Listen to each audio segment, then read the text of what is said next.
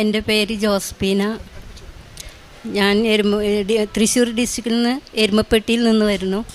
2022 October 19 എൻ്റെ ചേട്ടന് attack വന്നു. 75 വയസ്സൊക്കെ ആയതല്ലേ, നമുക്കൊന്നും പെട്ടെന്ന് ചെയ്യാൻ സാധിക്കില്ല എന്ന് പറഞ്ഞു. അങ്ങനെ ഒരാഴ്ച ഞങ്ങൾ അവിടെ നിന്നു.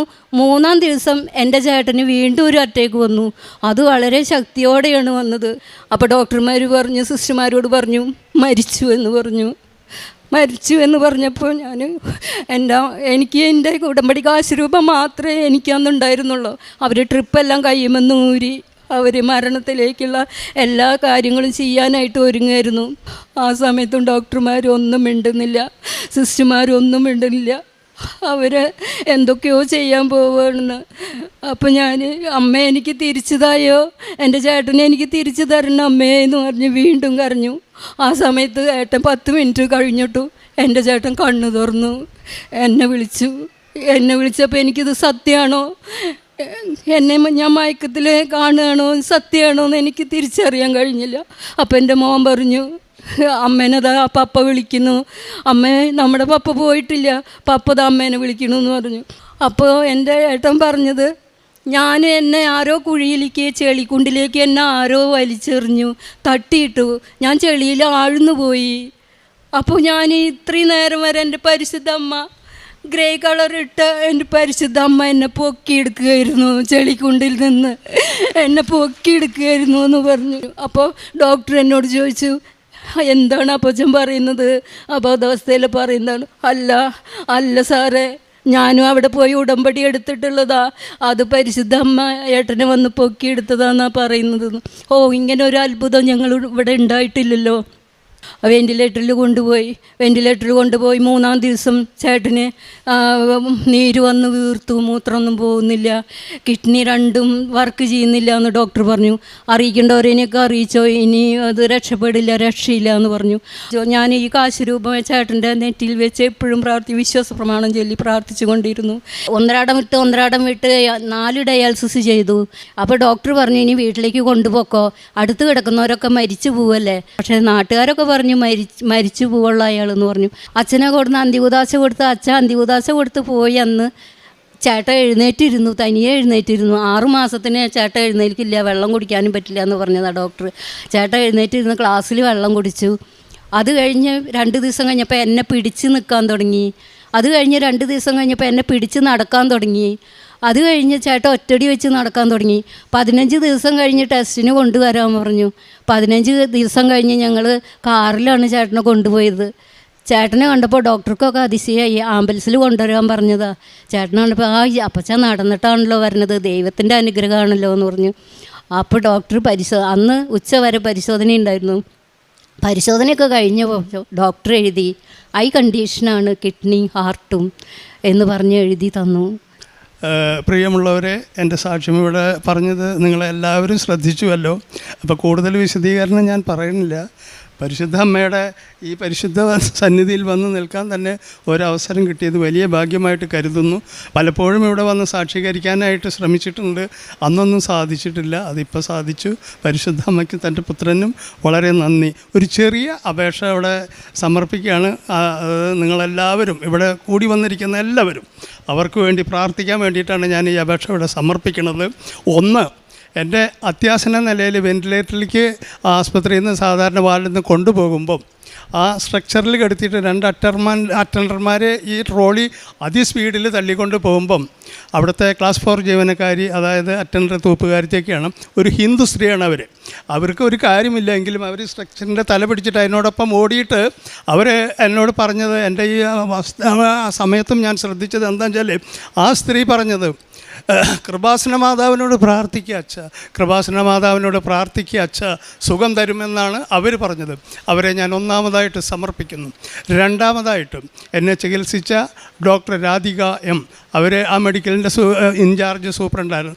ഇപ്പോൾ അവർ മെഡിക്കൽ കോളേജിൻ്റെ സൂപ്രണ്ടാണ്. അങ്ങനെ ഉയർത്തപ്പെട്ട ഒരു വ്യക്തിയാണ്. അവർ എനിക്ക് വേണ്ടി 19 ദിവസം ആ ആസ്പത്രിയിൽ എനിക്ക് വേണ്ടി മാത്രം, എന്നോടൊപ്പം കിടന്നിരുന്ന പലരും മരണപ്പെടുകയും ചെയ്തു, ഞാൻ മാത്രമായി ഇന്ന് രക്ഷപ്പെട്ടു. മൂന്നാമതായിട്ട് ഒരാളെ കൂടി ഞാൻ നിങ്ങൾക്ക് സമർപ്പിക്കുകയാണ്.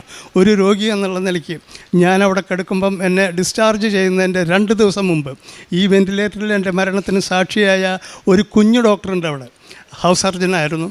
അവർ നമ്മുടെ ക്രിസ്ത്യൻ വിഭാഗത്തിലാണ്, റിയ എന്നാണ് പേര്. ആ കുഞ്ഞു ഡോക്ടർ എല്ലാ ദിവസവും വാർഡിലെ കാലത്ത് വരും റിപ്പോർട്ടൊക്കെ എഴുതാൻ.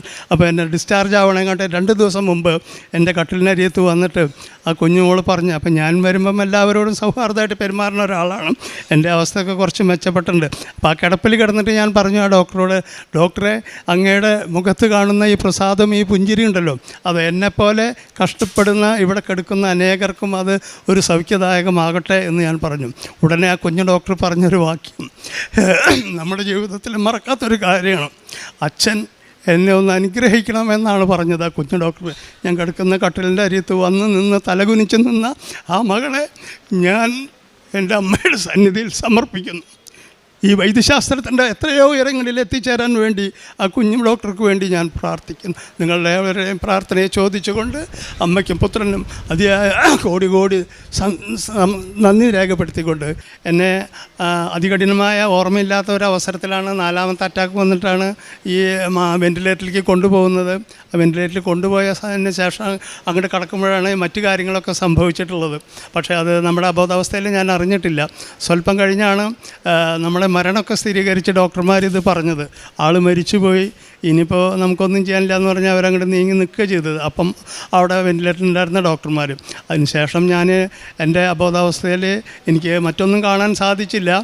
ഇവിടെ പ്രതിഷ്ഠിച്ചിരിക്കുന്ന നമ്മുടെ അമ്മ, ഈ ഗ്രേ കളറിലുള്ള വസ്ത്രം അണിഞ്ഞ അമ്മ, ഞാൻ ആരോ എന്നെ പുറകിൽ നിന്ന് ഒരു വലിയ കുഴിയിലേക്ക് തള്ളിയിട്ടതായിട്ടാണ് ഞാൻ ആ ദർശനത്തിൽ കണ്ടത്.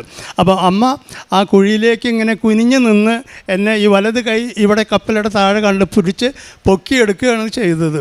അതിന് ശേഷം ഞാൻ കൂടെ നിന്നവരോട് ഞാൻ പറയുമായിരുന്നു, അത് എന്നെ ആരോ ഒരു കുഴിയിലേക്ക് തള്ളിയിട്ടു, പരിശുദ്ധ അമ്മ വന്നിട്ട് എന്നെ കൈപ്പിടിച്ച് ഉയർത്തി, എൻ്റെ മേലൊക്കെ ചെളിയാണ്, അത് നിന്ന് തുടയ്ക്കുകയെന്ന്. ഇത്രയും മാത്രം തന്നെ ഞാൻ പറഞ്ഞിട്ടുള്ളൂ. പിന്നെയൊക്കെ ഇവരും ഡോക്ടർമാരൊക്കെ കൺസൾട്ട് ചെയ്ത കാര്യങ്ങളാണ്. അത് ഞാൻ നിങ്ങളോട് ഒരിക്കൽ കൂടി പറയണു. എൻ്റെ മെഡിക്കൽ സർട്ടിഫിക്കറ്റ് മുഴുവൻ ഞാനിവിടെ കൊണ്ടുവന്നിട്ടുണ്ട്. പിന്നെ അമ്മ എന്നെ സ്പർശിച്ചതിൻ്റെ ആ ശരിയായിട്ടുള്ള ദൃശ്യം അത് ഞാനിപ്പോൾ അച്ഛനെ കാണിച്ചു.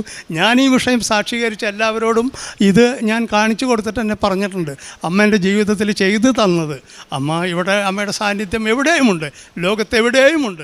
നമ്മളിപ്പോൾ തൃശ്ശൂർ മെഡിക്കൽ കോളേജിൽ വെൻറ്റിലേറ്ററിലായിരുന്നാലും അവിടെയും വന്ന് പരിശുദ്ധ അമ്മയ്ക്ക് വേണ്ടി നമ്മൾ സേവനം ചെയ്ത ഒരു വാക്ക്, അമ്മയ്ക്ക് വേണ്ടി ഞാൻ ഈ സേവനം ചെയ്യുമ്പോൾ 19 വന്നപ്പം ആദ്യമായിട്ട് ഒരു കിറ്റ് പത്രമാണ് ഇവിടുന്ന് വാങ്ങിക്കൊണ്ടുപോയത്. അപ്പോൾ ഇതിൻ്റെ മഹത്വം മനസ്സിലാക്കിയിട്ട് അടുത്ത മാസം തൊട്ട് കൊറോണ വരെ ഞാനിവിടെ വന്ന്, ഞാൻ ധനികനല്ല, സാധാരണ ചെറിയ ഒരാളാണ്, 2 കിറ്റ് പത്രം വാങ്ങി എല്ലാവർക്കും കൊടുക്കുന്ന വിതരണം ചെയ്തു അന്ന് തൊട്ട്. അപ്പം എല്ലാവരും എന്നെ കാത്തിരിക്കുകയാണ്. അന്ന് ഞാൻ ഈ പത്രമായിട്ട് നടക്കുമ്പം കുന്നംകുളത്തും പരിസരത്തും ഒക്കെ എല്ലാവർക്കും, ഡോക്ടർമാർക്കും മറ്റും എനിക്ക് വേണ്ടപ്പെട്ട ബാങ്കിലും എല്ലാവർക്കും വിതരണം ചെയ്യും 2 കിറ്റ് പത്രം. ആദ്യം 25 കിട്ടിയായിരുന്നു, പിന്നെ 20 പക്ഷേ അതുപോട്ടെ, അതല്ല വിഷയം. ഈ പത്രം കാത്തിരിക്കുന്ന ആൾക്കാരുണ്ട്. ചാക്കോച്ചേട്ടനെ കണ്ടില്ലല്ലോ, ഈ മാസത്തെ പത്രം നമുക്ക് കിട്ടിയല്ലോ. ഞാൻ എവിടെ പോയാലും, ദേവാലയത്തിൽ പോയാലും അവിടെ ഉണ്ടാവും ഈ പത്രം. ഈ ആ ചെട്ടിക്കാട് വിശുദ്ധ അന്തോണീസിൻ്റെ ദേവാലയത്തിൽ നിന്ന് എനിക്ക് അനവധി പത്രം കിട്ടാറുണ്ട്. മെഡിക്കൽ കോളേജിൽ ഞാൻ എല്ലാ മാസം പരിശോധനയ്ക്ക് പോകുന്നതാണ്, അവിടെയും കിട്ടും ഈ പത്രം. അപ്പോൾ ഞാൻ ഈ പത്രം കൈപിടിച്ച് നടക്കുമ്പം എൻ്റെ അമ്മയോട് പറയാറുണ്ട്, പാതി തമാശ പാതി കാര്യം. അങ്ങനെ പറയണത് എന്താണെന്ന് വെച്ചാൽ, എൻ്റെ മാതാവേ, നിന്നെ ഞാൻ ഈ ചുമന്ന് നടക്കണേന് എന്തെങ്കിലും ഒരു ഉപകാരം നീ എനിക്ക് ചെയ്തു തരണമെന്ന് ഞാൻ അങ്ങനെ മനസ്സിൽ പറയാറുണ്ട്. അതത്ര ഗൗരവമായിട്ട് പറഞ്ഞതല്ല. പക്ഷേ എൻ്റെ അമ്മ ഈ ഉപകാരം ചെയ്തു തന്നത്, എൻ്റെ ജീവനെ തന്നെയാണ് അമ്മ എനിക്ക് മടക്കി തന്നത്. അന്ന് ഞാൻ പറയാറുള്ളത്, എനിക്ക് സ്വന്തമായിട്ടൊരു ഭവനമില്ല, ആ ഒരു അവസ്ഥയാണ്. ലൈഫിൽ വീട് പാസ്സായിട്ടുണ്ട്, കിട്ടിയിട്ടില്ല. പക്ഷേ അങ്ങനെയല്ല വിഷയം. അപ്പോൾ ഞാനതെങ്ങനെ പറഞ്ഞു, പക്ഷേ മാതാവ് എനിക്ക് ജീവനെ തന്നെ മടക്കി തന്നു, അമ്മേനെ ചുമന്ന് നടന്നതിന്. പ്രിയമുള്ളവരെ, നിങ്ങളെല്ലാവരും ഉടമ്പടി എടുത്തവരും അല്ലാത്തവരും എല്ലാവരും ഇവിടെ സന്നിഹിതരായിട്ടുണ്ട്. അമ്മയുടെ ഒരു പത്രം നിങ്ങൾക്ക് കിട്ടിയാൽ, നിങ്ങളുടെ ഉപയോഗം കഴിഞ്ഞ് മറ്റുള്ളവർക്ക് അത് കൊടുത്താൽ അതവർക്ക് അനുഗ്രഹമാവും. അനേകം ആൾക്കാരുടെ അനുഭവങ്ങൾ വായിച്ചിട്ടാണ് പലരും നമ്മളോട് പ്രാർത്ഥിക്കാനും മറ്റു കാര്യങ്ങളൊക്കെ ഉപദേശിക്കുന്നത്. അപ്പോൾ അതുകൊണ്ട് ഒരിക്കൽ കൂടി എല്ലാവർക്കും നന്ദി പറഞ്ഞു, പരിശുദ്ധ അമ്മയ്ക്ക് നന്ദി പറഞ്ഞുകൊണ്ടും ഞാൻ എൻ്റെ വാക്കുകൾ നിർത്തുന്നു. ഇപ്പോഴും മരുന്ന് കഴിക്കുന്നുണ്ട്, എല്ലാ മാസം ചെക്കപ്പിന് പോകുന്നുണ്ട്, ഒരു കുഴപ്പമില്ല. 4 ബ്ലോക്ക് എവിടെ പോയെന്ന് അറിയില്ല, ബ്ലോക്കും ഇല്ല, കിഡ്നിക്ക് യാതൊരു കുഴപ്പമില്ല. എല്ലാം ആൾ ജീവിച്ചിരിക്കുമ്പോൾ തന്നെ ഡയാലിസിസ് ചെയ്യണമെന്ന് പറഞ്ഞതാ, ഒരു ഡയാലിസിസും പിന്നെ വേണ്ടി വന്നിട്ടില്ല. എല്ലാം കർത്താവ് പൂർണ്ണമായി മാറ്റുന്നത്. എൻ്റെ പരിശുദ്ധമ്മ എനിക്ക് എൻ്റെ ഏട്ടനെ പുനർജന്മം തന്ന അമ്മയ്ക്ക് എത്ര കോടാനുകൂടി നന്ദി പറഞ്ഞാലും മതിയാവില്ല. ലൂക്ക 7:14 യേശു മുന്നോട്ട് വന്ന് ശവമഞ്ചത്തിന്മേൽ തൊട്ടു, അത് വഹിച്ചിരുന്നവർ നിന്നു. അപ്പോൾ അവൻ പറഞ്ഞു, യുവാവേ, ഞാൻ നിന്നോട് പറയുന്നു, എഴുന്നേൽക്കുക.